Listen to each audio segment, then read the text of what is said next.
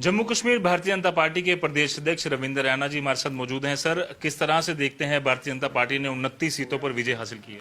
जम्मू कश्मीर में भारतीय जनता पार्टी की शानदार जीत हुई है। 29 विधायकों की जीत के साथ साथ भारतीय जनता पार्टी को सबसे ज्यादा मत प्रतिशत वोट शेयर जम्मू कश्मीर में प्राप्त हुआ है।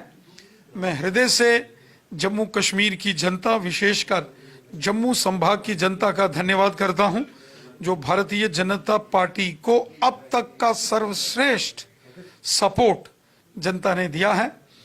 मैं हृदय से माननीय प्रधानमंत्री जी, माननीय गृह मंत्री जी, माननीय राष्ट्रीय अध्यक्ष जी का धन्यवाद करता हूं, जो उन्होंने जबरदस्त सपोर्ट जम्मू कश्मीर भारतीय जनता पार्टी को दी।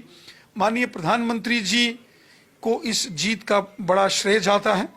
जो जन कल्याणकारी योजनाएं, जो गरीब कल्याण की योजनाएं मोदी साहब ने जम्मू कश्मीर में लागू की, जो अमन, शांति, खुशहाली और भाईचारे को यहाँ मजबूत किया गया, ये उसी का परिणाम है कि भारतीय जनता पार्टी की शानदार जीत हुई है।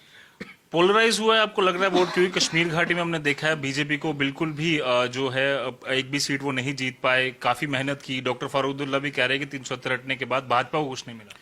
कश्मीर घाटी में भी भारतीय जनता पार्टी के मत प्रतिशत में, वोट शेयर में वृद्धि हुई है। हालांकि कश्मीर घाटी में बीजेपी ने प्रयास किया था कि निर्दलीय और कुछ सहयोगी दलों के साथ मिलकर कुछ विधायक हमारे अगर जीते होते तो सरकार हमारी होती, लेकिन चूंकि हमारे मित्र दल, सहयोगी दल और बीजेपी सपोर्टेड जो निर्दलीय इंडिपेंडेंट उम्मीदवार थे वो अधिक जीत नहीं पाए, जिसके चलते विपक्षी गठबंधन को बहुमत प्राप्त हुआ है। मैं नए चुने हुए सभी विधायकों को बधाई देता हूं और उम्मीद करता हूं जो नई सरकार जम्मू कश्मीर में बनेगी वो दाएं बाएं के मुद्दों पर ध्यान न देते हुए जम्मू कश्मीर की जनता की भलाई का काम करेगी और जम्मू कश्मीर की जनता की परेशानियों, उनकी समस्याओं का समाधान करेंगे और जम्मू कश्मीर में आतंकवाद, अलगाववाद को समाप्त करके अमन, शांति, खुशहाली और भाईचारे को मजबूत करेंगे। उमर अब्दुल्ला ने आज कहा है कि 370 जो है वो धीरे धीरे हम उस पर काम करेंगे, नेक्स्ट सरकार आएगी उस पर काम। आपको लग रहा है कि अब वो समझ चुके हैं कि 370 वापस नहीं आएगा? जम्मू कश्मीर की विधानसभा का ना 370 से कोई लेना देना है अब, और ना ही स्टेटहुड का मामला जम्मू कश्मीर विधानसभा के पास नहीं है। ये देश के पार्लियामेंट, संसद के विषय हैं, केंद्र सरकार के विषय हैं। इस पर केंद्र सरकार ने और निर्णय लेना है। इसलिए श्री उमर अब्दुल्ला साहब को अब दाएं बाएं की चिंता छोड़ के जम्मू कश्मीर की जनता की चिंता करनी चाहिए और जम्मू कश्मीर की जनता की भलाई के लिए वो काम करें, ऐसी हम सब उम्मीद रखते हैं। मैनिफेस्टो में एनसी ने कई सारी बातें लिखी थी, जिसमें आपने भी एलिगेशन लगाए थे कि जिस तरह से कोहे मरान करने की बात की जा रही थी, हरी पर्वत का नाम चेंज करने की, शंकरा पर्वत का नाम चेंज करने की, आपको लग रहा है कि वो रेजोल्यूशन अगर लाए जाते हैं तो बीजेपी का क्या स्टैंड हो? देखिए, मुझे पूरा विश्वास है कि इस प्रकार के विवादास्पद मुद्दे उठाने से किसी का भला नहीं होता है। बड़ी मुश्किल से जम्मू कश्मीर के हालात मोदी साहब ने और अमित शाह साहब ने ठीक किए हैं। आपको डर है वैसे ही हालात बनेंगे वापस?